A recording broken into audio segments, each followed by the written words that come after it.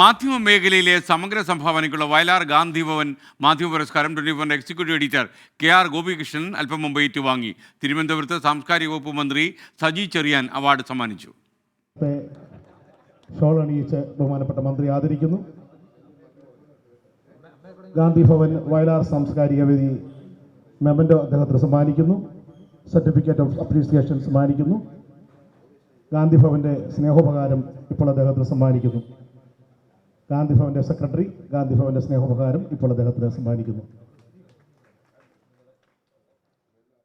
Gandhi Bhavan theatre ഇന്ത്യയുടെ 2ാമത് നാടകത്തിന് ഉദ്ഘാടനവും ഈ ചടങ്ങിൽ നടന്നു.